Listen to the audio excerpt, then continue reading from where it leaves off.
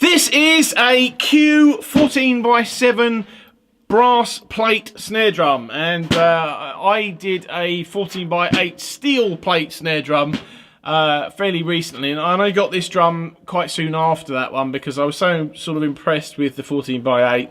This was knocking around, and I kind of thought I'll just, you know, I'll go for it.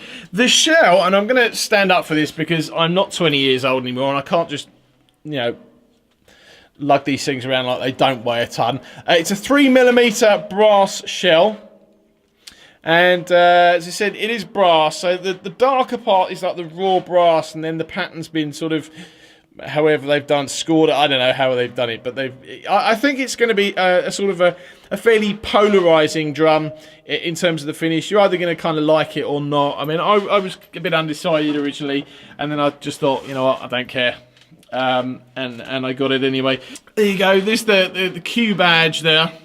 3mm brass shell, which is why it is quite heavy. And I've said fairly recently, probably a couple of times actually, that I'm quite into deeper, heavier, sort of thick-shelled snare drums, and this certainly lives up to that. You've got the double-ended, 8 double-ended Q lugs there, triple flanged hoops, the 2.3mm triple flanged hoops. You've got the Trick GS 007 strainer there, still my favourites. You've got the, there you go, so you've got where the plates joint together. Let's see, so the snare bed's there. It's quite pronounced. I mean, it's not the deepest snare bed, but it's deep enough that it's very pronounced. You've got a nice sort of sharp edge. Again, I've got okay, no guessings where this actually came from. It's certainly if in the UK. Alright, Graham, how's it going? And I've got a hazy diplomat on the bottom.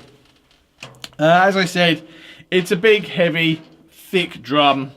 It is loud, but you know, it plays really nicely, and I'm glad that I got it.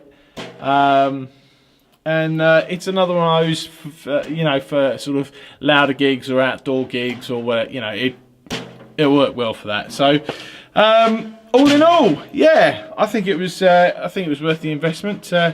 If I drop it, or I drop it on my foot or something, it will break my foot. But yeah, other than that, thank you for watching. Just what it sounds like. I'll see you in the next video.